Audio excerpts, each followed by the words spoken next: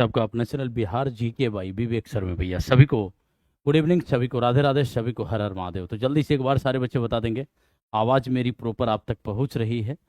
किसी भी बच्चे को कल तक की सेशन में कोई समस्या कोई परेशानी नहीं है? तो आज जो है हम लोग वो दो चैप्टर जो 10th क्लास का फर्स्ट और सेकेंड पढ़े हैं उसी का हम लोग जो है यहाँ पे MCQ करेंगे। उम्मीद है रिवीजन करके अच्छे से आए होंगे सभी बच्चे। संगीता पंडित, प्रवीण शाह, शिव भक्त, रविशंकर, आयुष तिवारी, सभी को गुड इवनिंग, सभी को राधे राधे, सभी को हर हर महादेव। आकाश कुमार जल्दी से एक बार बता देंगे। अवनीश चौधरी, सभी को गुड इवनिंग। चलिए तो जल्दी से एक बार सारे बच्चे बता देंगे। ये 8 बजे ही सेशन चलता है, लेकिन आज आपका 9 बजे है और कल भी ये सेशन 9 बजे चलेगा, फिर परसों से 8 बजे चलने लगेगा ये सेशन, 2 दिन 9 बजे। ठीक है, हाँ चलिए। तो फिर ये सेशन आपका चलने लगेगा 8 बजे से ही, ठीक ना। 8 बजे ये अपना फिक्स टाइम है भैया। 6 to 10 NCERT SCERT की आपकी जो है वो NCERT SCERT की आपकी जो है ये जिनको भी हिस्ट्री बैच यानी हिस्ट्री स्पेशल बैच जो है परचेज करना है, जिसमें हम 6 to 10 NCERT SCERT कवर कर रहे हैं। 2 में से क्लासेस प्रारंभ है, बीच में क्लासेस जो है वो एप्लीकेशन बनने की वजह से बंद हो गई थी। आज से एप्लीकेशन की क्लास हिस्ट्री स्पेशल प्रारंभ हो गई है।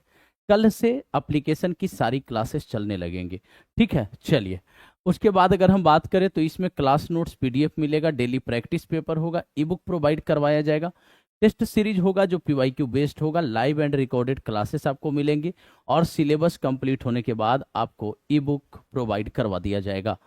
आगे अगर हम बात करें तो लाइव एंड रिकॉर्डेड क्लास आपको किसका, आचार्य बैच की बात करें, इसमें क्या पढ़ेंगे भैया? इसमें हम बिहार GK और पॉलिटी को कवर कर रहे हैं। किसको? और पॉलिटी को कवर कर रहे हैं, जिसका फीस मात्र 199 रुपये है। लाइव एंड रिकॉर्डेड क्लास मिलेगी आपको, क्लास नोट्स PDF मिलेगा, डाउट ग्रुप होगा जहां पे हम आपका डाउट क्लियर करेंगे, डेली प्रैक्टिस पेपर होगा, टेस्ट सीरीज होगा जो PYQ बेस्ड होगा। उम्मीद है कि अच्छे से समझ में आ गया होगा। हाँ, केक नहीं खाते हैं हम। हाँ आज हुई है एप्लीकेशन पे क्लास। हाँ रितेश शर्मा, केक वेक के चक्कर ना है भैया। चलिए आचार्य सीरीज है, इसमें कुछ टाइम टेबल जो है आपका चेंजेज होगा। चलिए क्वेश्चन को ध्यान से देखिएगा। तो सबसे पहले हम आपको बता दें कि 2 चैप्टर का हम लोग आज जो है करेंगे। एक तो आपका सत्ता की साझेदारी,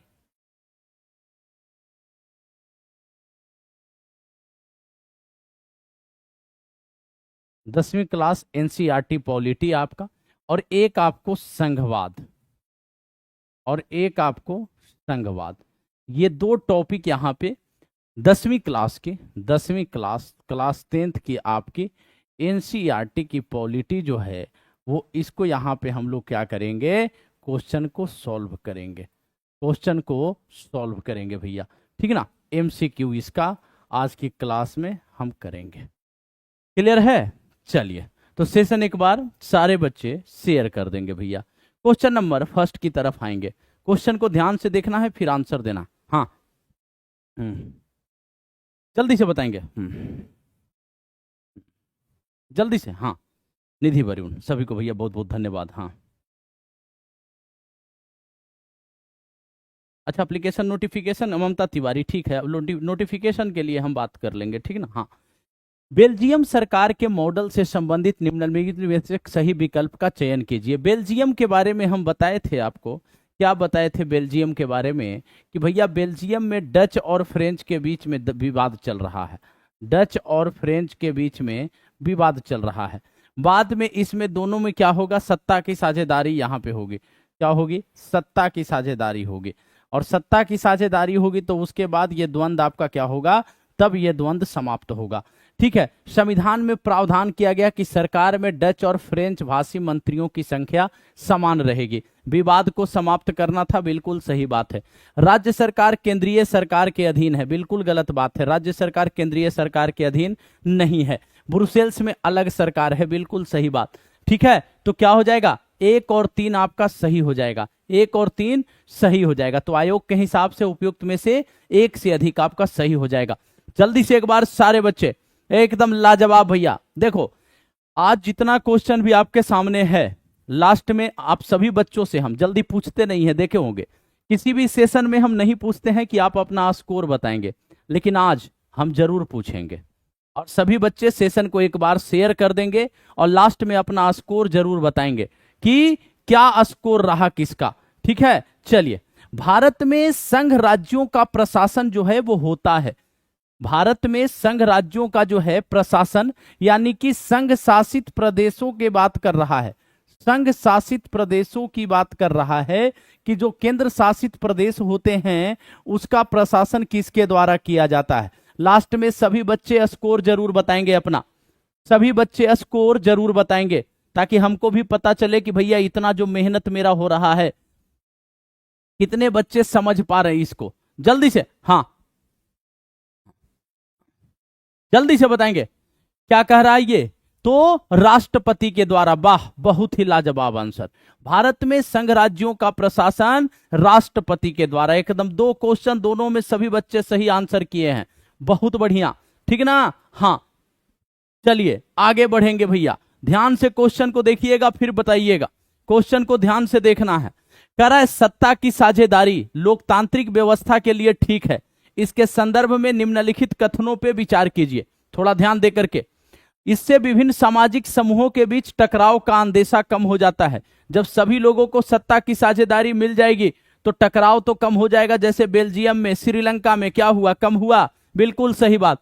वैध सरकार कहीं है जिसमें अपनी भागीदारी के माध्यम से सभी समूह शासन व्यवस्था से जुड़ते हैं। हाँ वही है, वैध सरकार वही है जिसमें अपनी भागीदारी के माध्यम से सभी समूह शासन में जुड़ते हैं। ठीक है, सत्ता की साझेदारी लोकतंत्र की आत्मा है। लोकतंत्र का मतलब ही होता है कि जो लोग इस शासन व्यवस्था के अंतर्गत हैं उनके बीच सत्ता को क्या किया जाए, बांटा जाए। जल्दी से एक बार बता देंगे सारे बच्चे भैया, जल्दी से। तो क्या हो जाएगा इसमें हो जाएगा उपयुक्त में से एक से अधिक बाबू, यानी कि ये तीनों का तीनों स्टेटमेंट क्या है, सही है। यहां पे ध्यान दीजिएगा, 2 और इससे विभिन्न सामाजिक समूहों के बीच टकराव का अंदेशा कम हो जाता है, बिल्कुल सही बात है। जब सत्ता में आप भागीदारी दे दीजिएगा, जब सत्ता में भागीदारी दे दीजिएगा, जैसे भारत का ही अगर हम बात करें तो भारत में दबे कुचले जो लोग थे जिनको अवसर नहीं मिला, पहले क्या हुआ, पहले इनको अवसर नहीं मिला, पहले इनके पास संसाधनों की कमी रही, तो अब इसके लिए क्या किया गया, आर्टिकल 330 के तहत लोकसभा में क्या किया गया, एससी और एसटी के लिए आरक्षित सीट रख दी गई ना। तो सत्ता में भागीदारी हो गई कि नहीं, इनकी सत्ता की साझेदारी हो गई। तो सत्ता की साझेदारी हो गई, एससी के लिए 84 सीट भी आपका भारत में रिजर्व हो गया लोकसभा का, एसटी के लिए 47 सीट रिजर्व हो गया। तो अब इनका क्या होगा, अब इनके हितों की जो है, इनके समुदायों की जो हितों की बात होगी, अब इनके प्रतिनिधि खुद कर लेंगे कि नहीं कर लेंगे, जल्दी से बताएंगे। हाँ जूमिंग ज्यादा है, पढ़ने में सवाल मन नहीं लग रहा, ठीक है भैया कोई बात ना है। विकास आनंद थोड़ा कम कर दे रहे हैं, हल्का फुल्का टेक्निकल तो सीखिए लिए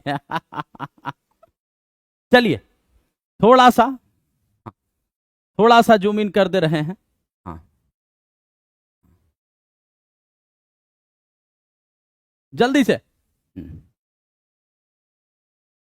दिख रहा है अब, और थोड़ा कर देते हैं। चलिए अब देखिएगा, क्लियर है ना, कोई समस्या कोई परेशानी। हाँ चलिए अगला पॉइंट, बेल्जियम द्वारा किए गए संवैधानिक सुधारों के संदर्भ में निम्नलिखित कथनों पर विचार कीजिए। पहली बात, हाँ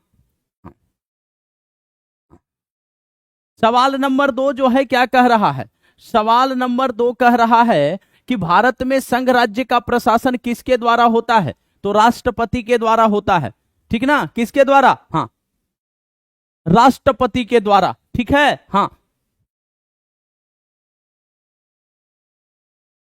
चलिए क्लियर, हाँ चलिए शिवभक्त, हाँ राष्ट्रपति के द्वारा। बेल्जियम द्वारा संविधान में इस बात का स्पष्ट प्रावधान किया गया कि केंद्रीय सरकार में डच और फ्रेंच भाषी मंत्रियों की संख्या समान रहेगी। अगर विवाद को खत्म करना है, हाँ अगर विवाद को खत्म करना है तो भैया यहां पे सत्ता की साझेदारी हुई और डच और फ्रेंच के बीच में क्या हो रहा था, डच और फ्रेंच के बीच में जो विवाद चल रहा था उस विवाद को सुलटाने में क्या हुआ, ये आपका जो है वो काम कर गया ये प्लान, ठीक ना। हाँ, अब कह रहा है केंद्र सरकार की अनेक शक्तियां देश के 2 इलाकों की क्षेत्रीय सरकारों को सुपुर्द कर दी गई, यानी राज्य सरकारें केंद्रीय सरकार के अधीन नहीं हैं। याद रखिएगा, राज्य सरकार केंद्रीय सरकार के अधीन नहीं है। हाँ, अगला पॉइंट कहता है केंद्रीय व राज्य सरकारों के अलावा यहां एक तीसरे स्तर की सरकार भी काम करती है। कौन सी? सामुदायिक सरकार है, और जिसके अलग अलग समूहों के द्वारा अपना चुनाव किया जाता है। ये समूहों के द्वारा क्या किया जाता है? इनका चुनाव किया जाता है, ठीक ना। इसको याद रखिएगा। तो क्या हो जाएगा भैया यहां पे? उपयुक्त में से एक से अधिक हो जाएगा, उपयुक्त में से एक से अधिक हो जाएगा। हाँ,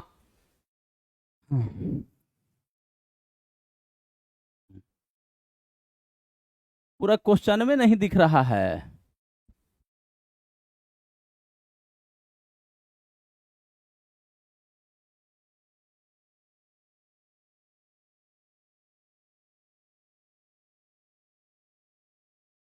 अब दिख रहा है सबको? ममता तिवारी जी, हाँ, अब दिख रहा है? अब दिख रहा होगा। चलिए आगे बढ़ते हैं। हाँ हाँ, चलिए आगे देखते हैं। श्रीलंका में सिंहली को किस वर्ष राजभाषा के रूप में घोषित किया गया? अगर हम बात करें तो 1948 में श्रीलंका आजाद होता है, ठीक है। श्रीलंका आजाद होता है 1948 में। यहां पे सिंहलियों की अगर बात करें तो सिंहली जो है ये 74% थे, सिंहली 74% थे। और तमिल कितने? तमिल की बात करें तो तमिल इसमें जो है वो 18% थे। इस तमिल में भी 2 भाग थे, एक तो श्रीलंकियाई तमिल थे, एक तो श्रीलंका के थे, और एक हिंदुस्तानी तमिल थे, एक हिंदुस्तानी तमिल थे। अगर हम बात करें इनकी तो इस 18% में 13% श्रीलंकियाई तमिल थे, और 5% जो है वो ये थे, 5% हिंदुस्तानी तमिल थे। अगर सिंहलियों की बात करें तो सिंहली जो है वो किस धर्म के? यानी कि बौद्ध धर्म के। किस धर्म के? बौद्ध धर्म के। तो आपसे सिंहली को, तो तमिल को दरकिनार करके सिंहली क्या किए? अपना वर्चस्व स्थापित करने के लिए, हाँ हाँ, क्या किए? 1956 में सिंहली को राजभाषा घोषित कर दिए। क्या किए? 1956 में। बहुत बढ़िया, बहुत बढ़िया भैया। हाँ, 1956 में। चलिए, संघीय सरकार के लिए निम्नांकित में से सही विकल्प का चयन कीजिए। केंद्रीय सरकार प्रांतीय सरकारों को आदेश दे सकती है, केंद्रीय सरकार राज्य सरकार को आदेश नहीं दे सकती। राज्य सरकार के पास अपनी शक्तियां होती है, वह केंद्रीय सरकार को जवाबदेह जो है वो नहीं होती है। संघीय व्यवस्था जब हम बताए थे तो इस संघीय व्यवस्था में 2 पॉइंट बताए थे। क्या बताए थे? संघीय व्यवस्था में 2 पॉइंट बताए थे हम। क्या क्या बताए थे? एक बताए थे कि क्या किया जाता है, 2 देश आपस में क्या करते हैं? समझौता कर लेते हैं, समझौता कर लेते हैं। और वो समझौता करने के बाद क्या हो जाता है? जैसे अमेरिका में, अमेरिका यूएसए में क्या है? केंद्र और राज्य के बीच में समझौता हो गया, केंद्र और राज्य के बीच में क्या हो गया है? समझौता हो गया। लेकिन भारत में राज्यों का संघ है। हाँ, हरेंद्र कुमार बाबू डेली ये 8 बजे से क्लास चलता है, लेकिन अभी 2 दिन ये चलेगा। कितना बजे से? 2 दिन ये चलेगा आपका कितने बजे से? तो 2 दिन ये 9 बजे से, यानी कल तक 9 बजे से चलेगा। उसके बाद अगर हम बात करें तो ये 8 बजे से परसों से ये क्लास चलेगी, ठीक है। हाँ, तो केंद्रीय सरकार प्रांतीय सरकार को आदेश नहीं दे सकती है, ठीक ना। ये राज्य सरकार को आदेश नहीं, प्रांतीय सरकार को आदेश दे सकती है। और राज्य सरकार के पास अपनी शक्तियां होती है, वह केंद्रीय सरकार को जवाबदेह नहीं होती है, क्योंकि ये दोनों प्राधिकार कहां से प्राप्त करेंगे? ये दोनों प्राधिकार जो है वो संविधान से प्राप्त करते हैं। कहां से? संविधान से प्राप्त करते हैं। तो क्या हो जाएगा? एक से अधिक। यहां पे याद रखिएगा संघीय व्यवस्था और एक होता है कि राज्यों के साथ जो है क्या होता है? एक जैसे भारत है तो राज्यों का संघ, यानी कि संस्कृति जो है, विविधता जो है, उन पूरे क्षेत्र के संस्कृति और विविधता की रक्षा करते हुए, उनको ध्यान में रखते हुए, और क्या किया जाता है? उनको ध्यान में रखते हुए और फिर से क्या होता है? एक संघ बनता है। वो राज्यों का संघ जो है आपका, वो कौन है? वो राज्यों का संघ। जैसे भारत हो गया, वो भारत हो गया। अब भारत में क्या कहा गया है? इसको संघ नहीं बल्कि यूनियन ऑफ स्टेट्स कहा गया। क्यों? क्योंकि राज्य और संघ के बीच में कोई समझौता नहीं हुआ और न ही राज्यों को क्या है, राज्यों को संघ से अलग होने का अधिकार है। ठीक ना, इस बात को याद रखिएगा। हाँ, अगला पॉइंट देखिएगा, कहता है बेल्जियम जो है यूरोप का एक छोटा सा देश है। बेल्जियम की सीमा एवं सामाजिक संरचना के संदर्भ में निम्नलिखित कथनों पर विचार करें।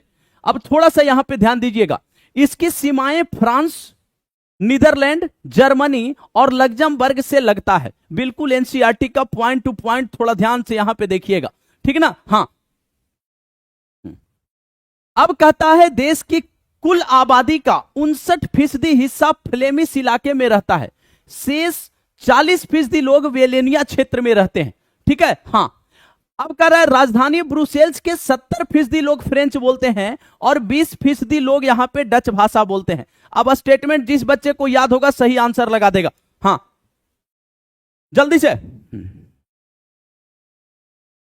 बताएंगे। तो अब एक बात बताइए, इसकी सीमा बेल्जियम के बारे में अगर बात करें भैया, तो बेल्जियम जो कह रहा था हरियाणा से तुलना किया था इसका, किसका? हरियाणा से इस बेल्जियम का तुलना किया था, जहां पे डच और फ्रेंच का मामला चल रहा है।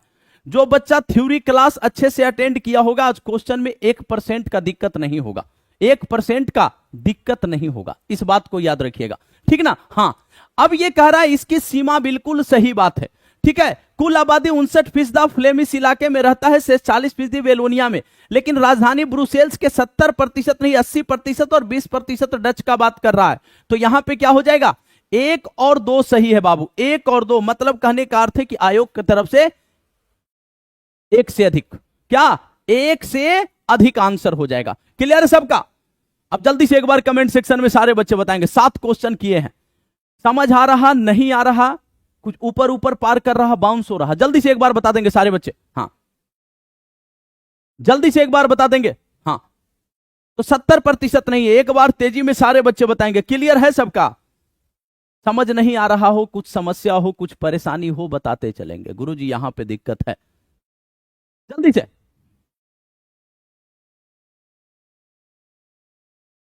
श्रीलंका में बहुसंख्यकवाद के कारण तमिल व सिंहली समुदाय के संबंध बिगड़ते चले गए। इस संदर्भ में निम्नलिखित कथनों पर विचार कीजिए। ध्यान से क्वेश्चन को देखिएगा। हाँ, जल्दी से।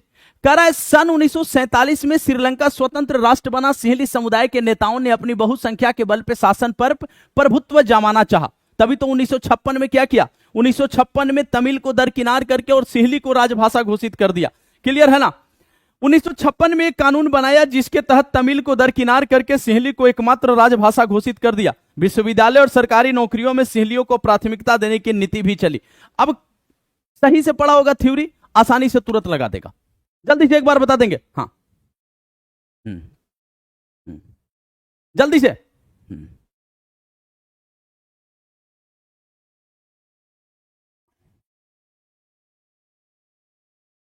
प्रियम यादव बाबू, इसी चैनल पे प्लेलिस्ट में जाइए, क्लास 9 का प्लेलिस्ट अलग है, क्लास 10th का प्लेलिस्ट अलग है।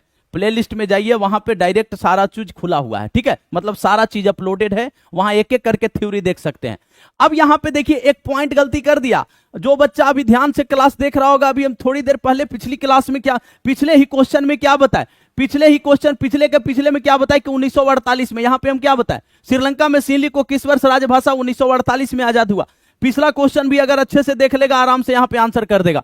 तो पहला 1947 नहीं 1948 गलत हो गया, 2 और 3 हो गया, यहां पे क्या हो गया, 2 और 3 हो गया, 2 और 3 हो गया। 1948 में आजाद हुआ, 1956 में सिंहली जो है राजभाषा के रूप में उसको 1956 में घोषित किया गया। 74% सिंहली थे। अब देखिए, श्रीलंका एक द्वीपीय देश है, इसके सामाजिक संरचना के संदर्भ में निम्नलिखित कथनों पर विचार कीजिए। क्वेश्चन को थोड़ा ध्यान से देखना है। हाँ, 1947 नहीं 1948 होगा। श्रीलंका तमिलनाडु के दक्षिणी तट से कुछ किलोमीटर की दूरी पर स्थित है। श्रीलंका में सबसे प्रमुख सामाजिक समूह सिंहलियों का है, जिनकी आबादी कुल जनसंख्या की 74% है। श्रीलंका में तमिलों की आबादी कुल संख्या का 18% है, और इसमें भी 2 भागों में डिवाइड है, ठीक ना। हाँ,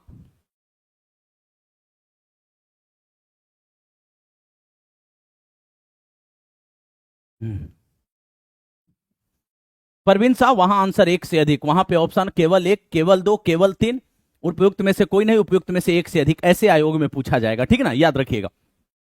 मौजूद श्रीलंका के नक्शे पर गौर करें तो पाएंगे कि तमिल मुख्य रूप से उत्तर व दक्षिण प्रांतों में आबाद है। उपयुक्त कथन में से कौन सा सत्य है? जल्दी से एक बार बताएंगे सारे बच्चे। हाँ, मैप देखा होगा सब बच्चा है? मैप आप देखे होंगे। मैप में बताया था वहां पे जब थ्योरी लेकर के आए थे, मैप में क्या बताए थे? श्रीलंका तमिलनाडु के दक्षिणी तट, बिल्कुल सही बात। श्रीलंका में सबसे ज्यादा 74% सिंहली है, बिल्कुल सही बात। श्रीलंका में तमिलों की आबादी कुल संख्या का 18% है, बिल्कुल सही बात। इस 18 को भी दो भाग में, एक आपका हिंदुस्तानी और एक आपका श्रीलंकियाई, श्रीलंका के तमिल। हिंदुस्तानी 5% हैं और आपके श्रीलंका के 13% है। हालांकि एनसीईआरटी में 5% नहीं दिया है, याद रखिएगा कि गुरुजी 5% आप अपने से पूछ रहे हैं, बोल रहे हैं, क्योंकि दिया है कि कुल तमिल 18% हैं और श्रीलंकियाई तमिल 13% है। तो 18 में से 13 घटा करके हम क्या करेंगे? 5 कर लेंगे। अब देखिए, अब कह रहा है कौन सा सही है। अब मौजूद श्रीलंका के नक्शे पर गौर पर करेंगे तो पाएंगे तमिल दक्षिण, उत्तर व दक्षिण नहीं, उत्तर व पूरब में, उत्तर व पूरब। जब श्रीलंका का मैप देखे थे तो यहां पे एक डॉट डॉट से आपको इस साइड में क्या किया था? इस साइड में दिखाया था कि ये जो आपका है ये क्या है? ये तमिलों का इलाका था, बताया था। तो आपका ऑप्शन यहां पे क्या हो जाएगा? 1, 2 और 3 सही है, यानी कि आपका, अरे उल्टा पुल्टा हमारा टाइपिस्ट वो बड़ा खिलाड़ी है, सी हो जाएगा। 1, 2 और 3 सही है, 1, 2 और 3 सही है। हाँ 1, 2 और 3 सही है। तो यहां पे याद रखिएगा सही पूछ रहा है तो 1, 2 और 3 सही है। हाँ, अब देखिए ये तो और खिलाड़ी है, यहां पे कह दिया कौन सा कथन सही नहीं है और यहां पे कह रहा है कि दिए गए कथनों में कौन सा सही है। भैया वो कहा है ना। हाँ हाँ, थोड़ा सा वो हमारा टाइपिस्ट बड़ा खिलाड़ी आदमी है। कभी कहता है कि हमारा एनटीपीसी का एग्जाम है, कभी कहता है सीजीएल का एग्जाम है, ठीक ना, और कभी कह देता है कि गुरुजी आज नींद आ रहा है। इसी चक्कर में पूरा गलती कर दे रहा है। यहां लिख दिया सत्य नहीं है और यहां लिख दिया कि सही बताओ। बताइए, उसका लेवल और हाई लेवल चल रहा है। चलिए, एक दिन तो लाइव में उसको फोन करके बुलाए थे, एक दिन लाइव में फोन करके बुलाए थे ना, आप लोग के सामने ही ना। परेशान मत हुई, हमको पता है ना कहां पे गलती करेगा। हाँ हाँ, ना ना ना, परेशान नहीं होना। हाँ चलिए, वो रात भर लाइब्रेरी में कहता है भैया मैं जगता हूं, पढ़ता हूं, और सुबह सुबह हम उसको फाइल भेजते हैं तो नींदे में बना दे रहा है। हाँ चलिए, नहीं, चौथा पॉइंट गलत है। भारतीय संघ में असम, नागालैंड, अरुणाचल प्रदेश, मिजोरम राज्यों को संविधान के किन प्रावधानों के तहत विशेष शक्तियों का लाभ है? विशेष दर्जा इनको दिया गया। सेशन सारे बच्चे एक बार शेयर कर देंगे भैया। विशेष दर्जा इनको दिया गया, विशेष दर्जा दिया गया। साफ साफ बताए थे ना, 371 के तहत। किसके तहत? 371 के तहत। हाँ 371 के तहत। हाँ ना ना, सब खिलाड़ी है भैया सब। 370 जम्मू कश्मीर वाला, 352 पता है आपको, राष्ट्रीय आपात का थ्योरी इतना मजेदार पढ़ाया गया है भैया कि इसी चलते क्या कर रहे हैं, इसी चलते शांतिपूर्वक एकदम तेजी में भाग रहे हैं हम यहाँ पे। अगर थ्योरी सही से एक्सप्लेन ना किया होता तो यहाँ पे हम बिल्कुल एकदम एक एक पॉइंट एक्सप्लेन करते चलते, लेकिन एक एक टॉपिक को 2-2, 3-3 दिन में कंप्लीट किया गया है। ठीक है, जल्दी से बताएंगे एक बार। कह रहा है कि सरकारिया आयोग किनके संबंध में? रंजीत सिंह सरकारिया, आर एस सरकारिया अध्यक्षता कर रहे थे। इनका गठन 1983, 87 में रिपोर्ट सबमिट किए, 88 में इनकी अनुशंसा को लागू किया गया। ठीक ना। विधायिका कार्यपालिका केंद्र राज्य के मध्य, किनके मध्य? केंद्र राज्य के मध्य। याद रखिएगा, प्रशासनिक सुधार आयोग,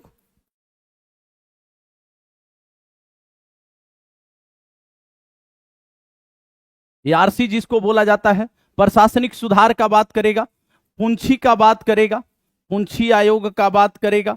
ठीक है, उसके बाद आपसे किसका बात करेगा? पुंछी राजमन्नार समिति का बात करेगा, राजमन्नार समिति का बात करेगा। याद रखिएगा, ये सब आपका किसका? सरकारिया का बात करेगा। ये सब केंद्र राज्य संबंध से संबंधित समितियां हैं। केंद्र राज्य संबंध, हाँ, सेंट्रल स्टेट रिलेशन। हाँ, रुस्तम कुमार एक तो लिखता है गेम ओवर, क्या है ये, खाली लिख दिया करो, क्वेश्चन पूछ लो, बढ़िया रहेगा है। मतलब ज्यादा 2 लाइन कमेंट वाला स्टिकरवा लगाने में मजा आता है का, बताओ जरा है। केंद्र व राज्य के बीच आर्थिक संबंधों की विवेचना किसमें की गई है, जल्दी से बताएंगे भैया। आर्थिक संबंध की बात कर रहा है केंद्र। अब अगर केंद्र और राज्य की हम बात करें, केंद्र व राज्य की बात करें, थोड़ा ध्यान दीजिएगा, केंद्र राज्य की बात करें तो केंद्र राज्य जो है इसमें आपका एक वित्तीय संबंध है, एक वित्तीय संबंध, एक विधायी जो 7वीं अनुसूची में आप पढ़ते हैं, और एक क्या पढ़ते हैं आप, एक प्रशासनिक संबंध की बात करता है, एक प्रशासनिक संबंध की बात करता है। यही तो बात करता है ना केंद्र और राज्य के मध्य में जो संबंध है, जल्दी से बताएंगे। हाँ, कंफ्यूजियाना ना है, कंफ्यूजियाना ना है भैया। हाँ, जल्दी से प्ले लिस्ट में जाइए, प्ले लिस्ट में पड़ा हुआ है क्लास, जा करके वहां चेक कीजिए, ठीक है। 9th क्लास का अलग एनसीईआरटी एससीईआरटी का आपका जो है प्ले लिस्ट है, 10th क्लास का अलग प्ले लिस्ट बना हुआ है, ठीक है ना। हाँ, हमारे संविधान में किसी एक भाषा को राष्ट्रभाषा का दर्जा नहीं दिया गया। राजभाषा के संदर्भ में कौन सा कथन असत्य है। संविधान के भाग 17 में अनुच्छेद 343 से 351 तक में राजभाषा का प्रावधान, याद रखिएगा, असत्य पूछा है। हिंदी को राजभाषा माना गया है, लेकिन यह सिर्फ 40% लोगों की भाषा है। 8वीं अनुसूची में संविधान द्वारा मान्यता प्राप्त भाषा की चर्चा है। मूल संविधान में 8वीं अनुसूची में कुल 18 भाषाएं शामिल थी। अब देखते हैं कौन बच्चा सही से पढ़ा है, ठीक है ना। हाँ, कौन जो सही से इसका आंसर दे देगा भैया, हम मान लेंगे कि थ्योरी बहुत बारीकी से पढ़ा है। इसका आंसर जो बच्चा दे देगा हम समझ जाएंगे थ्योरी बिल्कुल बारीकी से पढ़ा है। जल्दी से, हाँ जल्दी से बताना भैया, क्या हो जाएगा इसका, हमको पता है। हाँ हाँ हाँ हाँ, जल्दी से। हाँ, अभी तक किसी का सही जवाब नहीं आया है, अभी तक किसी का सही जवाब नहीं आया भैया। सुनील रामदास का एक सवाल आया है, सही जवाब। हाँ, बिल्कुल गलत जवाब, अब सबका गलत जवाब। संविधान के भाग 17 बिल्कुल सही पॉइंट, हिंदी को राजभाषा माना गया, लेकिन यह सिर्फ 40% नहीं, 2011 का डेटा एनसीईआरटी कल ही बताए थे, 43.63%, यानी लगभग 44% का बात कर रहा था। लगभग 44% लोग हिंदी बोलते हैं, यानी कि यह भी स्टेटमेंट गलत। 8वीं अनुसूची में संविधान द्वारा बिल्कुल सही पॉइंट। मूल संविधान में 8वीं अनुसूची में कुल 14 भाषाएं थी, कितनी, 14 भाषाएं थी, यानी गलत कौन कौन हो गया, तो गलत बी और गलत डी हो गया। तो आपका एक कौन सा हो जाएगा, आप कह रहा है कौन सा असत्य है, तो एक से अधिक हो जाएगा, एक से अधिक हो जाएगा।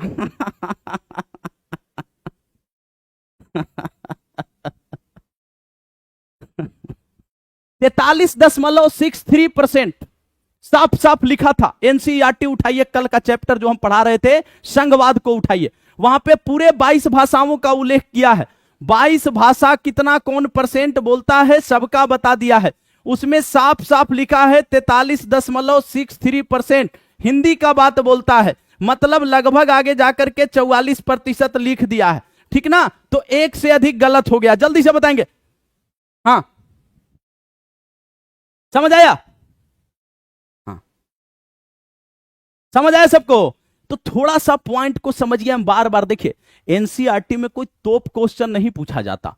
एनसीईआरटी में बस आप कितना चीजों को बारीकी से पढ़े हैं, हाँ समझ गए, ये डिपेंड करता है कितने अच्छा से कॉन्सेप्ट आपका क्लियर है, ये डिपेंड करता है। अब इसमें 14 भाषा था, 18 कर दिया, सबका फोकस इसी पे, इधर सब स्टेटमेंट नहीं, एक से अधिक का भी यूज है। केंद्र व राज्य के बीच शक्तियों के बंटवारे में विवाद होने पर कौन सा न्यायालय सुनवाई करता है, थोड़ा ध्यान दीजिएगा। हाँ, जल्दी से बताएंगे। अब ये केंद्र और राज्य के बीच में अगर बात करें तो केंद्र राज्य जब सुप्रीम कोर्ट पढ़ेंगे ना, उसमें उसका क्षेत्राधिकार पढ़ते हैं, तो क्षेत्राधिकार में जब पढ़ेंगे प्रारंभिक क्षेत्राधिकार, तो वहां पे क्लियर किया है केंद्र राज्य के बीच में, राज्य के बीच में, राज्य के बीच में, केंद्र व नागरिक के बीच में, केंद्र व नागरिक के बीच में, इनके बीच में, ठीक है, ये सब में कौन देखता है? ये सब में आपकी उच्चतम न्यायालय देखती है। कौन देखती है? उच्चतम न्यायालय देखती है। थोड़ा ध्यान दीजिएगा, हाँ, उच्चतम न्यायालय देखती है। ये कह रहा है केंद्र व राज्य के बीच के शक्तियों के बंटवारे में विवाद होने पर कौन सा न्यायालय सुनवाई करेगा? जब जब विवाद में केंद्र आएगा तो केंद्र व राज्य के बीच में कौन आएगा? केंद्र और राज्य के बीच में। 40% दिया है तो गलत दिया है, हाँ, हरेंद्र कुमार 40% दिया है तो गलत दिया है, उसको 43.63% करे, हाँ, ठीक ना। तो केंद्र आएगा। केंद्र और राज्य में जब भी होगा, राज्य राज्य के बीच में होगा, राज्यों का कुछ गुट एक तरफ बन जाएगा, एक तरफ केंद्र हो जाएगा। इस सब में कौन आएगा? इस सब में उच्चतम न्यायालय आएगा, यानी कि सुप्रीम कोर्ट आएगा। कौन आएगा? सुप्रीम कोर्ट आएगा। इसको याद रखिएगा, कौन आएगा? सुप्रीम कोर्ट आएगा। लेकिन राज्य के बीच का मामला है, यानी कि राज्य के अंदर का मामला है यहां पे, तो यहां पे कौन आएगा? यहां पे हाई कोर्ट आएगा। जैसे अनुच्छेद 71, अनुच्छेद 71 क्या कहता है? अनुच्छेद 71 कहता है कि भैया देखो, बात ऐसा है कि जब भी प्रेसिडेंट का चुनाव से संबंधित मामला हो या वाइस प्रेसिडेंट के चुनाव से संबंधित मामला हो, यानी विवाद हो, तो कौन देखेगी? सुप्रीम कोर्ट देखेगी, सुप्रीम कोर्ट देखेगी। याद रखिएगा, हाँ, क्लियर है? हाँ, चलिए आगे देखिएगा। हाँ, हरेंद्र कुमार, एनसीईआरटी को उठाइए, कल के क्लास को देख लीजिएगा। कल की क्लास में एनसीईआरटी का पूरा पॉइंट जो हम लिखवाए हैं उस पॉइंट को पढ़ लीजिएगा, ठीक है? हाँ, जल्दी से बताएंगे। हाँ, कह रहा है संघीय शासन व्यवस्था के गठन की व्यवस्थाओं के संदर्भ में निम्नलिखित कथनों पर विचार कीजिए। पहला तरीका क्या है? संघीय व्यवस्था की अगर हम बात करें, ध्यान दीजिएगा, संघीय व्यवस्था को ही दो भागों में डिवाइड करते हैं। संघीय व्यवस्था गठन का तरीका एनसीईआरटी में बताया था।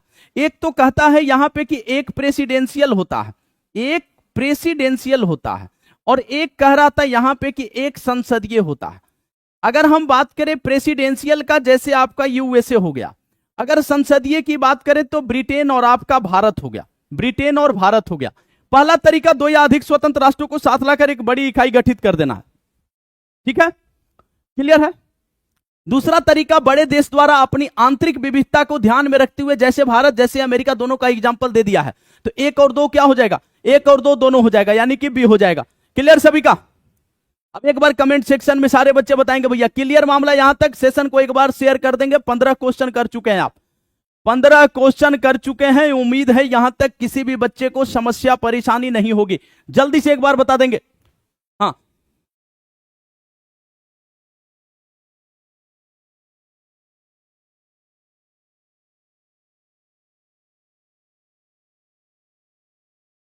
क्लियर सबका? आगे बढ़े। केंद्र व राज्य सरकारों के बीच सत्ता का यह बंटवारा हमारे संविधान की बुनियादी बात है। इसमें बदलाव किस प्रकार किया जा सकता है? एक स्टेटमेंट अगर याद होगा तो स्टेटमेंट में साफ साफ लिखा था कि केंद्र और राज्य के बीच में अगर सत्ता का बंटवारा होता है तो मतलब कहने का अर्थ है कि केंद्र पूरी तरह से हावी नहीं है, ठीक है ना। अगर संशोधन की आवश्यकता होगी, संविधान में प्रावधानों को बदलने या नए कानूनों को ऐड करने की आवश्यकता होगी, तो बहुत ऐसे प्रावधान है जहां पे राज्यों के भी अनुमोदन की आवश्यकता है, ठीक है। अब कहता है कि संसद के सदनों में 2/3 बहुमत से मंजूर होना, कम से कम आधे राज्यों की विधानसभाओं से पास होना, तो आराम से लगा दीजिए इसको, ठीक है ना। संविधान की बुनियादी बात है, एकदम सी पॉइंट, ये बिल्कुल एनसीईआरटी में क्लियर कर दिया था। केवल अगर संशोधन का बात करेगा कि भैया संशोधन, तो साधारण बहुमत से, विशेष बहुमत से, विशेष बहुमत प्लस आधे राज्यों का अनुमोदन। ध्यान दीजिएगा, केवल अगर संशोधन का बात करें, केवल संशोधन का, तो एक संशोधन आपका जो है 368 में 2 प्रकार का संशोधन दिया है। कितने प्रकार का? 2 प्रकार का संशोधन दिया है। इसमें कहता है एक विशेष बहुमत, एक विशेष बहुमत, और एक कहता है विशेष बहुमत प्लस आधे राज्यों का अनुमोदन। विशेष बहुमत, और यह संविधान संशोधन की प्रक्रिया कहां से? साउथ अफ्रीका से ली गई है। तो विशेष बहुमत प्लस आधे राज्यों का अनुमोदन,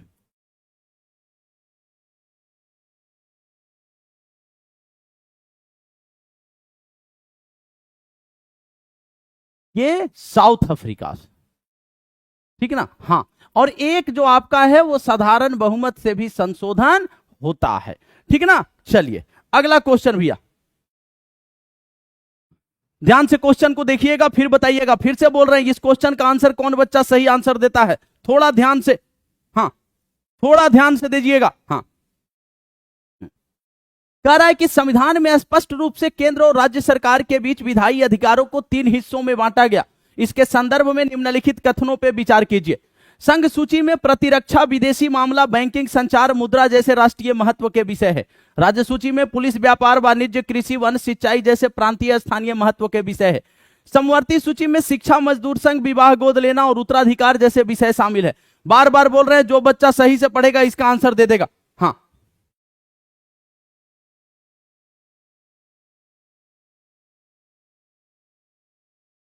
देखते हैं कौन बच्चा सही आंसर देता है इसका। बोल रहे हैं जो क्वेश्चन वैसा होता है उसको हम बता रहे हैं भैया। हाँ अब देखिए इसमें गलती क्या किया, थोड़ा सा समझिएगा यहां पे। हाँ गलती क्या किया थोड़ा सा समझिएगा यहां पे। हाँ हरेंद्र कुमार बड़ा कॉपी पेस्ट मार रहा, मजा आ रहा।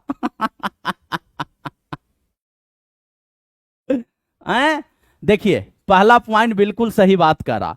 संघ सूची 7वीं अनुसूची को पढ़िए आप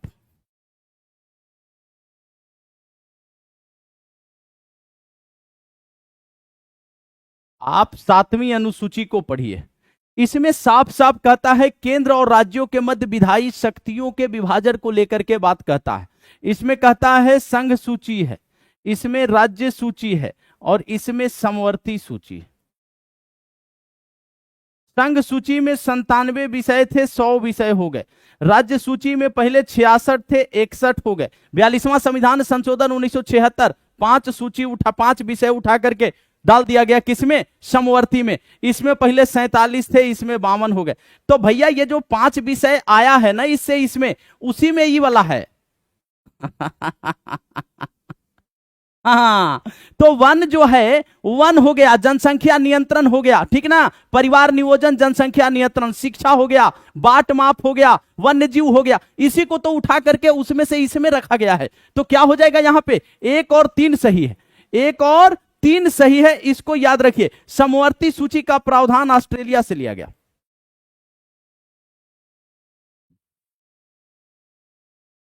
कहां से, ऑस्ट्रेलिया से। समझ गए ना। तो भैया जहां पे ऐसा क्वेश्चन आए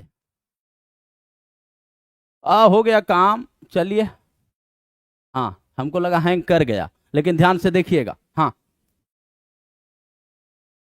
टेक्निकल कौन है भैया, जरा एक बार फिर से कमेंट कीजिएगा। हाँ हाँ जल्दी से, हाँ जल्दी से बताएंगे। हाँ हरेंद्र कुमार, ठीक है भैया। हाँ 9th क्लास का भी चैप्टर वाइज है, देख लीजिए जाकर के वहां पे प्ले लिस्ट में, ठीक ना। हाँ हाँ प्ले लिस्ट में टेक्निकल नॉलेज भैया सर जी एसएसटी बीपीएससी 4.0 के लिए शुरुआत से एनसीईआरटी एससीईआरटी पढ़ना है। ना ना ना ना ना कमेंट आपका तो करवाए हम, डिलीट काहे कर रहे हैं। हाँ कमेंट डिलीट नहीं करना है। हाँ तो आप जो है 8 बजे डेली यहां पे पॉलिटी चल रहा है।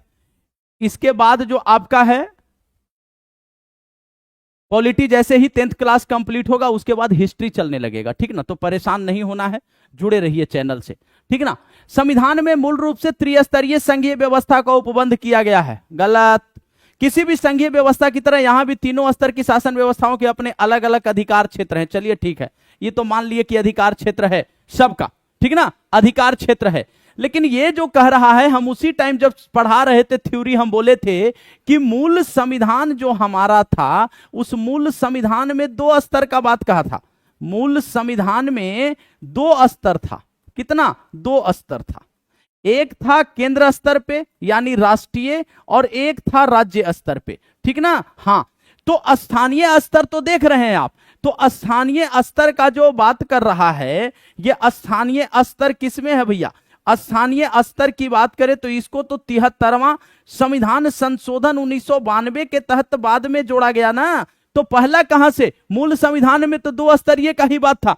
हाँ मूल संविधान में 2 स्तरीय का ही बात था, त्रिस्तरीय का बात नहीं था।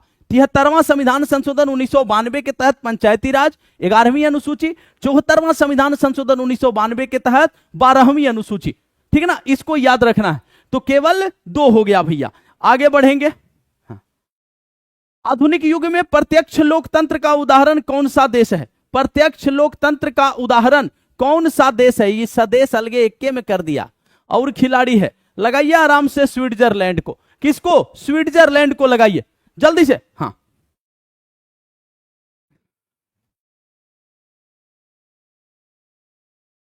हाँ, बहुत बढ़िया, हरेंद्र कुमार। अरे बाप रे बाप, अभी तक तो कॉपी पेस्ट मार रहा था, अब तो आंसर देने लगा है। बहुत बढ़िया, बहुत बढ़िया, एकदम लाजवाब, बहुत बढ़िया। लोकतांत्रिक व्यवस्था में सत्ता के विकेंद्रीकरण की दृष्टि से कौन सा संवैधानिक संशोधन महत्वपूर्ण है? तृतीय तल कब जोड़ा गया? तृतीय तल कब जोड़ा गया?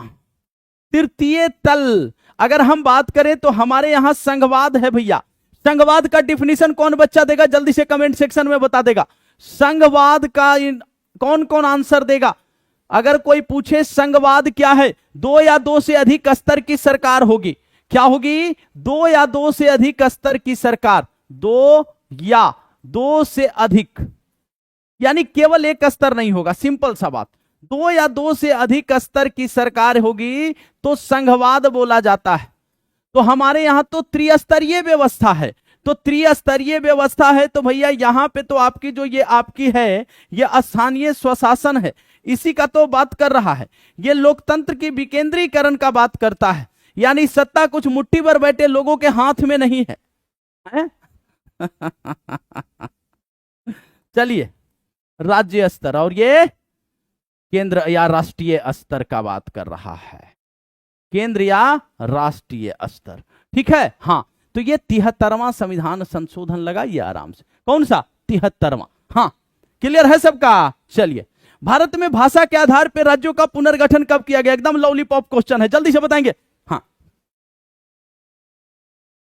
अरे वाह वाह हरिंदर कुमार, गजब, एकदम ऐसी आंसर देना है, एकदम ऐसी आंसर देना है, एकदम क्लियर, बहुत बढ़िया। विवेक सिंह, हाँ, एकदम सही से आंसर देना है भैया। सेशन एक बार सारे बच्चे शेयर कर देंगे। देखो काहे कि 10 बज गया है, तो 10 बज गया तो खाना पीना बनाने उनाने का टाइम निकल गया। अब तो खाना है और आराम से पढ़ करके सोना ही होता है? 9 से 10 वाला जो टाइमिंग है ना, इस बीच में बच्चा बिजी रहता है, खास करके 8 से 9 वाला जो टाइमिंग है, इसमें खाना उना बनाने का एकदम टाइमिंग है। अब ये कह रहा है भाषा के आधार पर राज्यों का पुनर्गठन, ध्यान दीजिएगा यहां पे। एसके धर कमेटी पहले बोली नहीं भाषा के आधार पे नहीं, एसके धर कमेटी बोली नहीं भाषा के आधार पे नहीं, फिर जेवीपी कमेटी बोली भाषा के आधार पे नहीं।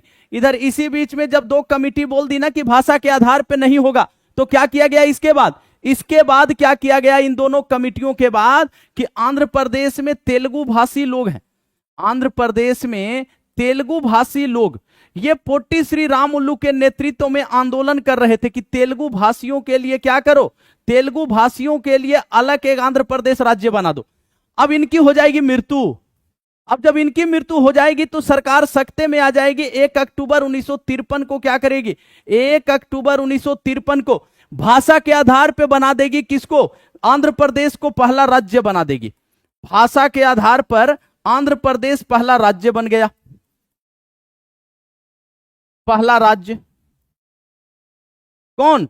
आंध्र प्रदेश बन गया। अब सरकार के समक्ष चुनौती है भैया कि अलग अलग राज्यों में अगर इस तरह का काम हुआ तब आगे क्या होगा। अब सरकार क्या की? राज्य पुनर्गठन आयोग का गठन की, राज्य पुनर्गठन आयोग का गठन की। जल्दी से बताएंगे कब किया गया? राज्य पुनर्गठन आयोग का गठन किया गया। कब? 1953 में। अध्यक्षता कौन कर रहे थे? जल्दी से बताएंगे। अध्यक्षता फजल अली कर रहे थे। अध्यक्ष फजल अली थे, अध्यक्ष फजल अली थे, अध्यक्ष फजल अली थे। 2 अन्य सदस्य थे, एक थे हृदयनाथ कुंजरू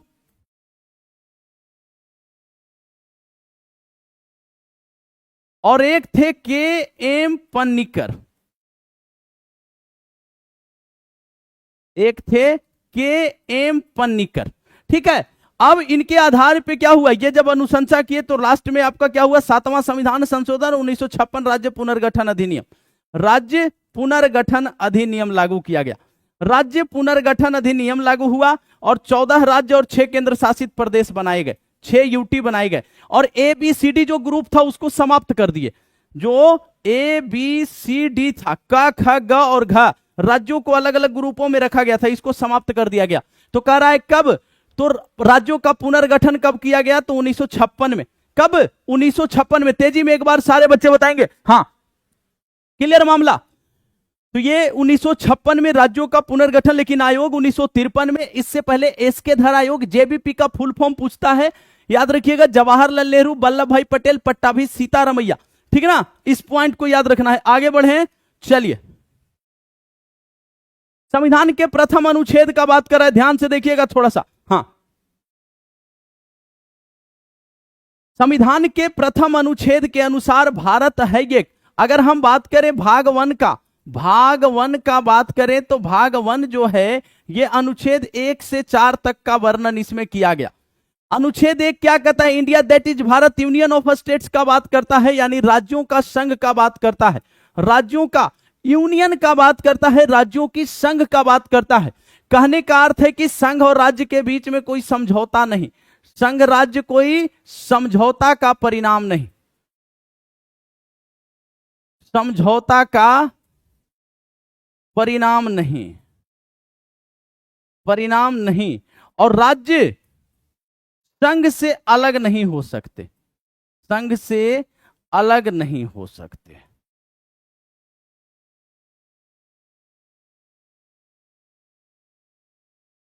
अब देखो 22 क्वेश्चन कर लिए हैं, एक बार कमेंट सेक्शन में पहले सारे बच्चे बता देंगे, सारे बच्चे एक बार कमेंट सेक्शन में ये बता देंगे, गुरु यहां तक किसी को कोई समस्या, कोई परेशानी। हाँ सर, हम मक्का की रोटी बना रहे हैं, तीसी के चटनी, अरे बाप रे बाप, हैं तीसी के इधर, तीसी का जो है का तो बोलता है सब बाहर में, अलसी बोलता है, अलसी बोलता है शायद, हैं कितना तो तीसी का महंगा महंगा पैकेट खरीद के फुला करके खा रहा है।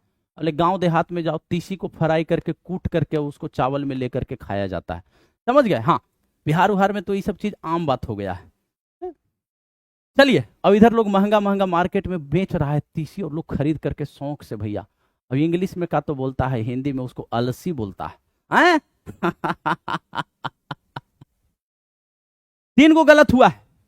हाँ बहुत बढ़िया, हाँ जल्दी, बहुत जल्दी बताएंगे। हाँ क्लियर बोलिए, क्लियर, चलिए। हाँ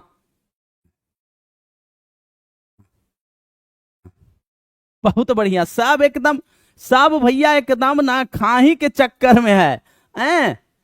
भारतीय संविधान में समवर्ती सूची को किस देश के संविधान से ग्रहण किया गया है, एक बात याद रखिएगा, जल्दी से बताएंगे। हाँ जल्दी से बताएंगे। भारतीय संविधान में समवर्ती सूची का बात, कंकरेंट लिस्ट का बात कर रहा है। कंकरेंट लिस्ट केंद्र राज्य दोनों कानून बनाएगी, लेकिन दोनों में विवाद होने पे क्या होगा, केंद्र के द्वारा बनाया गया कानून ही मान्य होगा। तो ये ऑस्ट्रेलिया से लिया गया, ऑस्ट्रेलिया से लिया गया, ठीक है ना, प्रस्तावना की भाषा ऑस्ट्रेलिया से ली गई।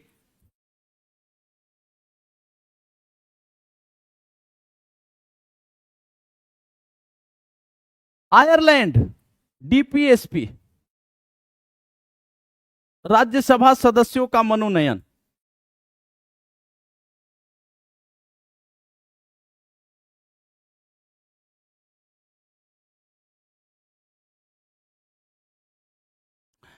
कनाडा, संघात्मक व्यवस्था, अमेरिका, फंडामेंटल राइट्स, ठीक ना, वित्तीय आपात, पूरा स्रोत का एक दिन क्लासे करवा दिया जाएगा, बस सारा क्लियर हो जाएगा।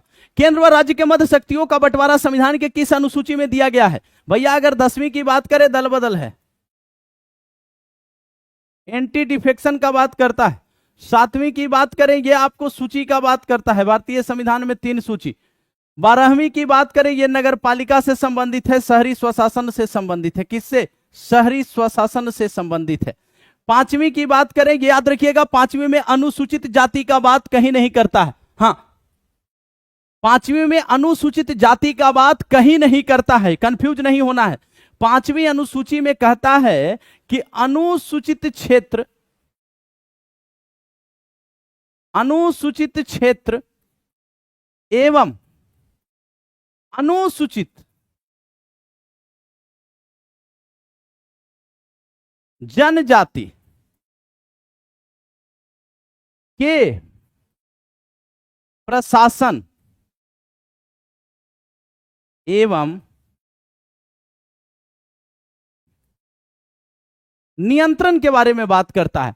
तो यहां पे केंद्र और राज्य के मध्य विधायी शक्ति है, याद रखिएगा, ये विधायी शक्ति। कौन किस पे कानून बनाएगा? कौन सी विधायी शक्ति का बात कर रहा है। एक क्वेश्चन यहां से अगर ये बन गया, जल्दी से बताएंगे सारे बच्चे, मूल संविधान में कितनी अनुसूची थी? जल्दी से बताएंगे, मूल संविधान में कितनी अनुसूची? मूल संविधान में अनुसूचियां कितनी थी? याद रखिएगा, मूल संविधान में 8 अनुसूचियां थी। कितनी? 8 अनुसूचियां थी। जल्दी से, हाँ, क्लियर मामला? आगे बढ़ेंगे भैया, एकदम सब क्लियर होते रहना चाहिए। 9वीं 10वीं 11वीं 12वीं, 9वीं 10वीं 11वीं 12वीं बाद में जोड़ा गया। जो आपका 9वीं अनुसूची है उसको पहला संविधान संशोधन 1951 के तहत जोड़ा गया, वो लैंड रिफॉर्म, भूमि सुधार से संबंधित है। 10वीं अनुसूची कब जोड़ी गई? 52वां संविधान संशोधन 1985, वो दल बदल से संबंधित। 11वीं अनुसूची 73वां संविधान संशोधन 1992, वो पंचायती राज से संबंधित, पंचायत से। और 74वां संविधान संशोधन 1992, ये नगर पालिका से संबंधित। जल्दी से बताएंगे, हाँ। केंद्र राज्य सरकार को प्राधिकार कहां से प्राप्त हो रहा है? अब बताइए, केंद्र राज्य सरकार को प्राधिकार भारतीय संविधान से ही प्राप्त हो रहा है ना? हाँ, जल्दी से अब बताइए। एक बच्चा कह रहा है कि राष्ट्रपति से, राष्ट्रपति से प्राधिकार प्राप्त हो रहा है। हमारे यहां सर्वोच्च संविधान है, कानून ही सब कुछ है, विधि का शासन है। याद रखिएगा, अगर आपसे पूछ दे विधि का शासन किस अनुच्छेद में है, जल्दी से बताएंगे। विधि का शासन, हमारे यहां विधि का शासन है, ठीक है, कानून का शासन चलता है, कानून सर्वोपरि है, ठीक है ना? तो जल्दी से बताएंगे। और अगर यही क्वेश्चन पूछ दे कि लोकतांत्रिक व्यवस्था में सर्वोच्च कौन है, तो जनता है। याद रखिएगा, लोकतांत्रिक व्यवस्था में जनता है। हाँ, जल्दी से बताएंगे। 13 कौन बता रहा है? 13 में कैसे हो जाएगा विधि का शासन, बताओ जरा हमको। विधि 13 क्या कहता है? न्यायिक समीक्षा, जुडिशियल रिव्यू का बात करता है वो, कि मौलिक अधिकार ही सब कुछ है। उसी में आच्छादन और पृथक्करण का सिद्धांत 13 में कहता है कि संविधान के लागू होने के पूर्व, संविधान के लागू होने के पश्चात कोई भी ऐसा कानून अगर बनाया गया है जो कि मौलिक अधिकार का उल्लंघन करता हो, मौलिक अधिकार के असंगत हो, तो क्या किया जाएगा? उसके महत्व को कम करता हो, शून्य घोषित कर दिया जाएगा। यही बताया है ना? तो यहां पे विधि का शासन किसमें है भैया? 14 में। विधि के समक्ष समता, विधि के समान संरक्षण का बात, और इसी को प्रोफेसर डायसी कहते हैं कि भाई दोनों एक दूसरे का पूरक है, इसका अर्थात हुआ कि विधि का शासन है। बात खत्म, क्लियर मामला? हाँ। 12 में राज्य की परिभाषा है, 12 में राज्य की परिभाषा है भैया, विकास आनंद। 12 में राज्य की परिभाषा है, 12 में राज्य की परिभाषा है, 36 में राज्य की परिभाषा है, याद रखिए। हाँ, 14 में विधि के समक्ष समता, विधि के समान संरक्षण का बात करता है। नए राज्यों की गठन की शक्ति किसमें निहित है? जल्दी से बताएंगे। नए राज्यों की गठन की शक्ति, याद एक बात बताइए, नए राज्यों की गठन आपको कुछ नहीं करना है, भाग 1 में जाना है। भाग 1 में जाइए, अनुच्छेद 1 से 4 में जाइए, अनुच्छेद 1 से 4 में जाइए, 1 से 4 में जाइए। एक क्या कहता है? राज्यों का संघ का बात करता है। हाँ, हाँ। और दूसरा क्या कहता है? दूसरा का पॉइंट कहता है, दूसरा पॉइंट क्या कहता है? दूसरा अनुच्छेद, नए राज्यों की स्थापना, नए राज्य की स्थापना, नए राज्य की स्थापना और नए राज्य संघ में प्रवेश, नए राज्य संघ में प्रवेश, ये संसद करती है। कौन? संसद, संसद ऐसा करती है।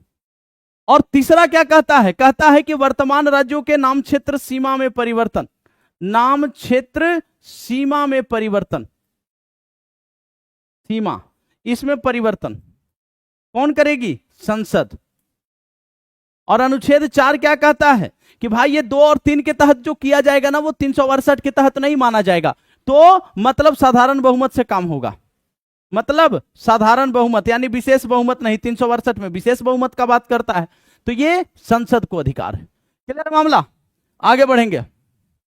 हिंदी बोलने वाले भारतीयों का प्रतिशत अगर 2011 की डेटा के हिसाब से देखेंगे तो जो एनसीईआरटी का बात है उसके अनुसार, एनसीईआरटी का बात कहता है उसके अनुसार 43.63%, यानी कि लगभग 44%, लगभग 44%।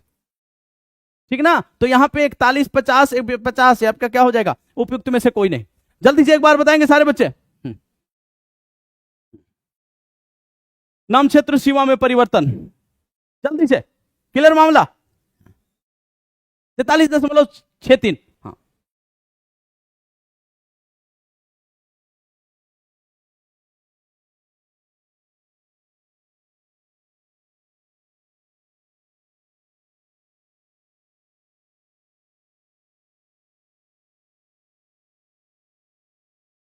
चलिए आगे बढ़ेंगे भैया। अब देखिए ये लॉलीपॉप क्वेश्चन, इसमें कोई जान है? हाँ, जल्दी से, हाँ बताइए। बोडो डोगरी मैथिली संथाली को किस संशोधन के द्वारा मान्यता दी गई? अब बताइए हमको। ए भैया 8वीं अनुसूची है,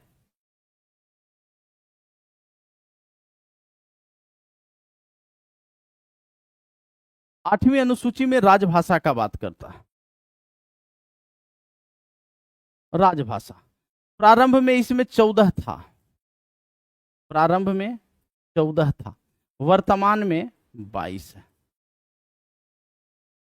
वर्तमान में 22 भाषा है। ठीक है। अगर हम बात करें इसके बारे में तो सबसे पहले आपको जोड़ा गया 67 में सिंधी को, फिर आपको कोंकणी, मणिपुरी, नेपाली को,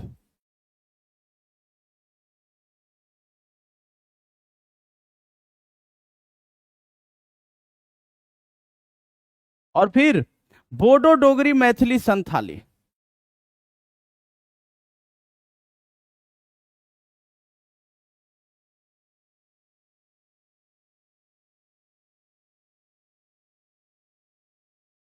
बानवे 2003, ठीक ना। हाँ, तो बोडो डोगरी मैथिली संथाली 2003, 21, 71, 92 सिंधी, उसके बाद कोंकणी, मणिपुरी, नेपाली, और उसके बाद ये। हाँ,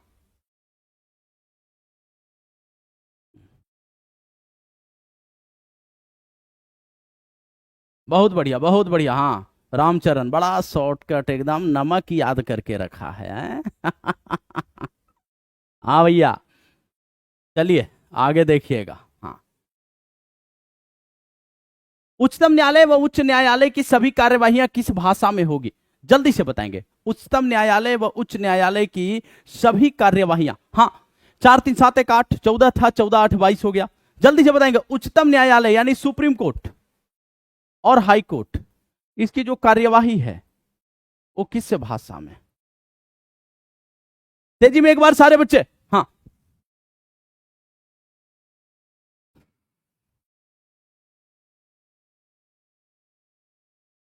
हाँ, सब अंग्रेजी, सब एकदम। हाँ, ठीक है, सबडोम, संथाली, बोडो, डोगरी, मैथिली।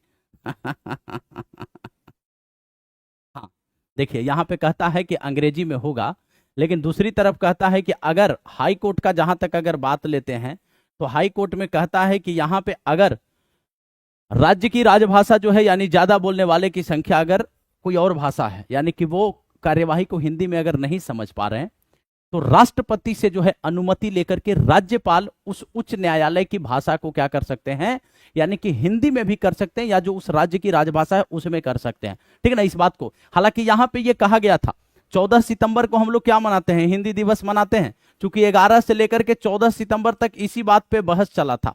ठीक ना, कि भैया किसको हिंदी किसको जो है राजभाषा बनाया जाए। हिंदी को जब बोलने लग गया तो गैर जो हिंदी भाषी लोग थे वो विरोध किए इस बात का। बाद में जब निर्णय लिया गया तो हिंदी को, लेकिन बोला क्या गया, बोला गया कि स्टार्टिंग के 15 वर्षों तक अंग्रेजी रहेगा, स्टार्टिंग के 15 वर्षों तक अंग्रेजी भी राजकाज की भाषा रहेगा। लेकिन फिर गैर हिंदी भाषी लोग जो थे वो विरोध किए कि भैया ऐसा कैसे होगा, अगर आप अंग्रेजी को हटा करके हिंदी को बनाओगे तो हम लोग का क्या होगा। तो फिर बोला गया कि तो ठीक है भैया, क्या करो, अन्य राजकाज की भाषा के लिए हिंदी अंग्रेजी साथ साथ चला दो। लेकिन यहां पे सुप्रीम कोर्ट, हाई कोर्ट का याद रखिएगा, अंग्रेजी है आपका, क्लियर है मामला। आगे बढ़ेंगे। हिंदी को संवैधानिक रूप से राजभाषा कब घोषित किया गया? याद रखिएगा 11 तारीख से लेकर के 14 तारीख तक क्या हुआ, इस पे बहस चला 3 दिनों तक, 3 दिनों तक इस पे बहस चला, और तब जाकर के 14 तारीख को यह फाइनल किया गया। हाँ जल्दी से क्लियर मामला। रुस्तम कुमार, विवाद है इस पर एकदम, बहुत भैया अपडेटेड आदमी हो तुम, कहां कहां विवाद है सब पता है, बताओ जरा। 14 सितंबर 1949 को, 14 सितंबर 1949 याद रखिए, 14 सितंबर 1949। काहे गलती कर रहा है सब, काहे गलती कर रहा भैया, काहे 50 लगा रहे हो, नहीं सुधरना है ना, एकदम ना सुधरिए। अब संविधान सभा की अंतिम बैठक हो जाएगी 24 जनवरी 1950 को, उसके बाद बैठक करवाइएगा आप लोग। निम्नलिखित में से कौन सा विषय समवर्ती सूची का है, जल्दी से बताएंगे। कृषि, पुलिस, रक्षा, कौन सा? एक बात बताइए, अगर आपसे पूछे रक्षा, सेना, विदेश, मुद्रा, रेलवे, परमाणु,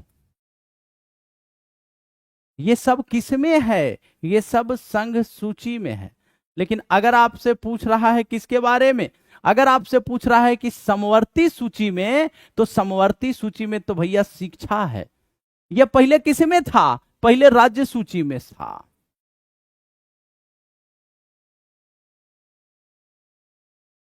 इसको क्या किया गया? 42वां संविधान संशोधन 1976 के तहत 5 विषय, कितना? 5 विषय, 5 विषय राज्य सूची से उठा करके समवर्ती में डाला गया, राज्य सूची से समवर्ती में डाला गया। तभी ना राज्य सूची में जो 66 था क्या हो गया? 61 हो गया, समवर्ती सूची में डाला गया। क्लियर मामला? चले, हाँ चलिए, बहुत बढ़िया, आगे बढ़ेंगे भैया। हाँ, अब बेल्जियम की राजधानी पूछ रहा है। कॉन्सेप्ट प्लस फैक्ट, हर एक चीज क्लियर करना है, ठीक ना? हाँ जल्दी से बताएंगे। हाँ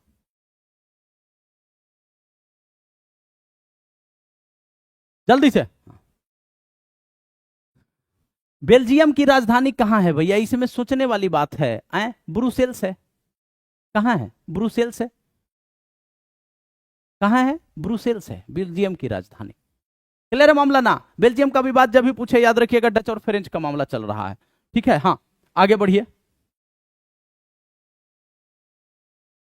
कह रहा है कि निम्नलिखित में से कौन सा श्रीलंका में एक प्रमुख सामाजिक समूह नहीं है? अब देखिए, श्रीलंका में सिंहली है, सिंहली है जो 74% है, और ये बौद्ध अनुयायी है, ठीक ना? उसके बाद तमिल है, और तमिल जो है वो श्रीलंकियाई है, कई बार ये पॉइंट लिख दिए, और हिंदुस्तानी है। ये दोनों को मिलाकर के कितना है? ये 18% है, ये 18% है। इसमें हिंदू मुस्लिम दोनों है, हिंदू मुस्लिम है। तो ये नया टपक गया, एंग्लो इंडियन, ठीक ना? हाँ जल्दी से बताएंगे भैया, क्लियर मामला? हाँ क्लियर है मामला? जल्दी से एक बार बता देंगे सारे बच्चे। अब सुनो, 33 क्वेश्चन किए हो, यहां तक किसी को समस्या है तो जल्दी से बता दो। हाँ ब्रुसेल्स में उल्टा चल रहा है, अरे बाप रे बाप, हरेंद्र कुमार, गजब गजब गजब गजब। अब भैया एकदम पूरे रट लिए हो एनसीईआरटी, एकदम समझ के बढ़िया कॉन्सेप्ट, डायरेक्ट 80% एकदम ब्रुसेल्स में लगा रहे हो। बहुत बढ़िया, ऐसा ही एकदम एनसीईआरटी को समझो। अब देखो सब क्वेश्चन कर रहे हो, देखो कितना इजी आ रहा है। 1956 में पारित एक अधिनियम द्वारा किस भाषा को श्रीलंका की एकमात्र आधिकारिक भाषा घोषित किया गया? सिंहली को। किसको? सिंहली को घोषित किया गया। और ये जो आपका है वो क्या बोलता है कि चूंकि 1948 में ही आजाद हुआ, और 1956 में सिंहलियों की आबादी ज्यादा थी, बहुसंख्यक होने के कारण क्या किए? तमिल को दरकिनार कर दिए, तमिल को दरकिनार कर दिए। कॉन्सेप्ट क्लियर हुआ नहीं हुआ? अब एक बात सुनिए मेरा, अभी 2 चैप्टर करवाए हैं, 2 चैप्टर का हम करवा दिए आज आपका, ठीक ना, अभी चल रहा है, अभी रुका ना है क्लास, 2 चैप्टर।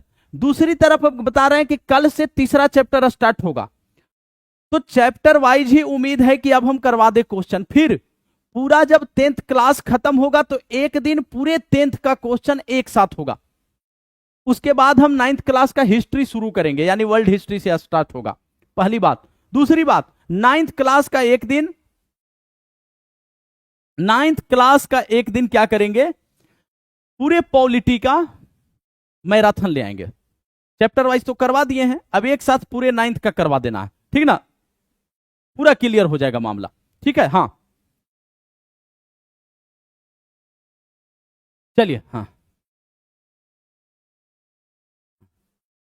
कह रहा है कि निम्नलिखित में से कौन सा कथन संघीय विभाजन की शक्तियों के पहलुओं में से एक नहीं है, कौन सा नहीं है, जल्दी से बताएंगे। हाँ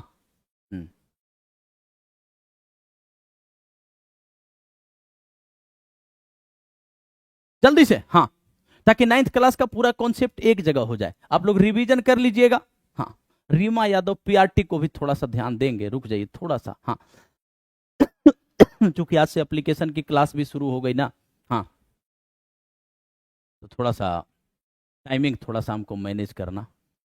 चलिए, केंद्रीय प्रांतीय स्थानीय सरकारों के बीच, बिल्कुल सही बात, शक्तियों का बंटवारा, सरकार के उच्च और निचले स्तर में शक्तियों का विभाजन, ठीक है। हाँ संविधान स्पष्ट रूप से सरकार के विभिन्न स्तरों की शक्तियों को स्पष्ट कर देता है, किसी के अधीन ना है, शक्तियों का कोई ऊर्ध्वाधर वितरण नहीं है। अब एक बात बताइए, हम 2 चीज बताए थे, एक बताए थे क्षैतिज वितरण, एक क्षैतिज, कौन कौन बच्चा बताएगा भैया जल्दी से, एक बताए थे क्षैतिज वितरण और एक बताए थे ऊर्ध्वाधर वितरण, जल्दी बताएंगे। ऊर्ध्वाधर, अगर बात करेगा संघवाद का, यानी एक जो है आपका जो है वो बात कर रहा है स्तरों के बीच में शक्ति का बात करेगा, तो वे ऊर्ध्वाधर हो जाएगा, ये ऊर्ध्वाधर हो जाएगा। यहां पे हम क्या करते हैं, यहां पे स्थानीय, ये राज्य और ये संघ, यही बात करता है ना, ये ऊर्ध्वाधर है, दोनों का बात करता है। क्षैतिज में कहता है सरकार के अंग, यानी विधायिका, कार्यपालिका और न्यायपालिका, इनके बीच, ठीक ना, तो ये जो पॉइंट है आपका, ये ऊर्ध्वाधर का बात करता है। क्लियर मामला। हाँ ऊर्ध्वाधर और क्षैतिज, इसको समझ के रखिएगा, एग्जाम में पूछा कंफ्यूज कर देगा आपको, ठीक ना। हाँ पावर शेयरिंग ठीक है, पावर शेयरिंग यानी सत्ता की साझेदारी ठीक है, ध्यान दीजिएगा, सत्ता की साझेदारी ठीक है। क्यों, क्वेश्चन को ध्यान से पढ़िएगा, सत्ता की साझेदारी क्यों है, क्योंकि यह सामाजिक समूहों के बीच संघर्ष को बढ़ावा देता है, ठीक है। हाँ यह राजनीतिक व्यवस्था की अस्थिरता को बढ़ाता है, यह सामाजिक समूहों के बीच संघर्ष की संभावना को कम करता है, क्वेश्चन को बस समझना है बढ़िया से, ठीक ना। हाँ इससे हिंसा होती है। अब पावर शेयरिंग जब होगा तो समूहों के बीच संघर्ष कैसे होगा, बिल्कुल गलत बात है। जब समूहों के हितों की अनदेखी होगी तब ना संघर्ष होगा। जब सबको सत्ता की साझेदारी, सबकी साझेदारी वहां हो जाएगी, सब में शेयरिंग हो जाएगी, तो क्या होगा, संघर्ष नहीं। राजनीतिक व्यवस्था की अस्थिरता को बढ़ाता है, बिल्कुल गलत पॉइंट भैया। सामाजिक समूहों के बीच संघर्ष की संभावना को कम करता है, क्योंकि जब उनकी साझेदारी हो जाएगी तब यहां पे संभावना, बिल्कुल ऐसा नहीं कि बिल्कुल खत्म हो जाएगा, लेकिन संभावना उसकी कम हो जाएगी। समझ गया बात को। हाँ आप देखिए 1970 और 93 के बीच बेल्जियम के संविधान में कितनी बार संशोधन किया गया, कितना बार इसको समझाए थे बढ़िया से, हैं जल्दी बताएंगे। 1970 से 93 के बीच में क्या किया गया, 1970 से 93 के बीच में 4 बार संशोधन किया गया। कितनी बार, 4 बार संशोधन किया गया बेल्जियम के संविधान में। कितनी बार, बेल्जियम के संविधान में। बेल्जियम की राजधानी भैया जल्दी से बता देंगे, बेल्जियम के संविधान में। लेबनान वाला कहानी सबको याद है ना, विक्रम और बैताल वाला, हैं जो विक्रम मोटरसाइकिल चला रहा था, वो बैताल उसके कंधा पे बैठ करके कि विक्रम फिर से सो न जाए, कहानी को सुना रहा था, हैं याद है सबको। पिता ईसाई है, माता मुस्लिम है।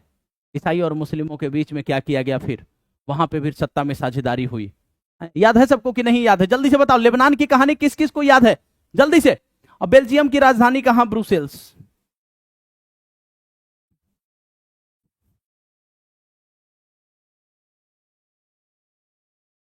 कहां? ब्रुसेल्स। क्लियर? आगे बढ़ेंगे। हाँ, बेल्जियम में निम्नलिखित में से कौन सी भाषा नहीं बोली जाती है? जल्दी से बताएंगे। हाँ, टेक्निकल नॉलेज। देखो भैया, एक हिस्ट्री स्पेशल बैच भी है, ठीक है? अगर हिस्ट्री पढ़ना है तो कॉम्पिटेटिव पॉलिटी का भी बैच है। और किसी बच्चे को अगर बैच से संबंधित जानकारी चाहिए तो आप इस नंबर पे संपर्क कर सकते हैं। आप इस नंबर पे संपर्क कर सकते हैं। इससे ज्यादा हम क्या कर सकते हैं? टेक्निकल बाबू देख लीजिएगा, इस नंबर पे संपर्क कर लीजिएगा अगर बैच से संबंधित कोई जानकारी चाहिए तो। हिस्ट्री स्पेशल में बिल्कुल शुरुआत से हिस्ट्री चल रहा है, 6, 7, 8, 9, 10 पूरा चलेगा। हाँ, टेक्निकल नॉलेज तो देख लेना। तो फ्रेंच भी है, डच भी है, जर्मन भी है। भैया ये कहां से टपक गए? डेनिश नहीं है, ठीक है? हाँ, डेनिश नहीं है, ठीक है ना, याद रखिएगा। फिर से वही क्वेश्चन जो स्टेटमेंट में था उसी को पूछ दिए। हाँ, जल्दी से बताएंगे। 40 क्वेश्चन, एक क्वेश्चन और करेंगे हम, एक क्वेश्चन और करेंगे, ज्यादा नहीं। हाँ, ज्यादा नहीं। हाँ, जल्दी से। समझ आ रहा ना सबको? निम्नलिखित में से किस वर्ष में श्रीलंका एक स्वतंत्र देश बना? 1948 में। अब देखिए खिलाड़ी कितना है, 1948 दो गो लिख दिया है। चलिए, कल थोड़ा पीपीटी आपका सही रहेगा। हाँ, बेल्जियम में सामुदायिक सरकार का चुनाव कौन करता है? जल्दी से बताएंगे। हाँ, जल्दी। हाँ, 1948 है, ठीक है। हाँ, प्ले लिस्ट बना हुआ है शिव भक्त, प्ले लिस्ट बना हुआ है। हाँ, प्ले लिस्ट बना हुआ है, 10th का अलग, 9th का अलग। कहता है बेल्जियम में सामुदायिक सरकार का चुनाव, एक केंद्रीय, एक संघ स्तर पे, एक आपकी प्रांत स्तर पे और एक आपकी स्थानीय सामुदायिक। केवल एक भाषा समुदाय बेल्जियम के नेता पूरे देश के नागरिक बेल्जियम के सामुदायिक नेता द्वारा नहीं। याद रखिएगा, एक भाषा समुदाय से। किससे? एक भाषा समुदाय, इसको याद रखिएगा, ठीक है? जल्दी से बताएंगे।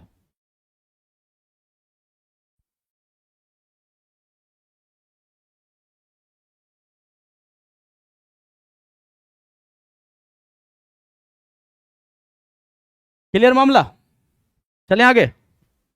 हाँ, तो सामुदायिक सरकार, केवल एक भाषा। ज्यादातर सिंहली भाषा के लोग किस भाषा का, किस धर्म को मानते हैं? सिंहली भाषी, जो 74% है, ये बौद्ध अनुयायी है। क्या है? बौद्ध अनुयायी है। हाँ, क्लियर है मामला? अब ये देखिए, आज का सेशन था भैया, अब सभी बच्चे, कोई अभी जाएगा नहीं। अब एक बार सारे बच्चे जो है सबका यहां पे दिख रहा है हमको आंख से, ठीक ना? अब सभी अपना अपना स्कोर बताएंगे तेजी में। जल्दी से एक बार सभी बच्चे स्कोर बताएंगे। 41 क्वेश्चन मात्र किए हैं बाबू, इस 41 में कितना गलती हुआ है? हाँ, जल्दी से बताएंगे। 41 क्वेश्चन किए हैं, अब जल्दी से एक बार बताएं। आकाश कुमार, हाँ हाँ, जल्दी से बताएंगे। जाना नहीं है, पहले अपना अपना स्कोर बताते जाइए। हाँ, चलिए। हाँ, 5 गलत हो रहा है, जल्दी से।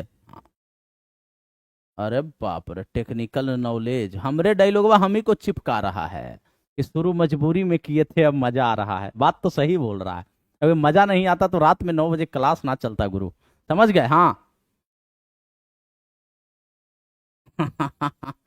मजा ना आता तो टीम अपने पास खड़ी नहीं होती है, टीम भी खड़ी हो गई है, और मजा भी आ रहा है। कुल मिलाकर के बात यही है कि एवरेज अगर देखा जाए तो 35-38 चल रहा है, ठीक ना? हाँ,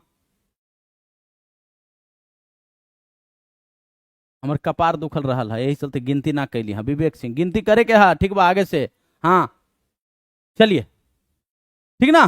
तो बहुत बढ़िया है, हाँ बहुत बढ़िया, उम्मीद है अच्छा समझ आया है सबको। एक बार फिर से देख लीजिएगा जो समझ नहीं आया होगा। पीडीएफ के लिए आप Bihar GK by Vivek sir Telegram group को ज्वाइन कर लीजिएगा, वहां आपको इस क्लास की पीडीएफ मिल जाएगी, ठीक है। किसी भी बच्चे को ऐप से संबंधित जानकारी अगर चाहिए तो वो ऐप से संबंधित जानकारी ले लेगा, ठीक ना। बहुत बहुत धन्यवाद सभी का, मेहनत कीजिए, पढ़िए और कमेंट सेक्शन में जरूर बताइएगा सेशन कैसा लगा। ये जरूर बताएंगे, सेशन को लाइक और शेयर कर देंगे भैया। बहुत बहुत धन्यवाद सभी को।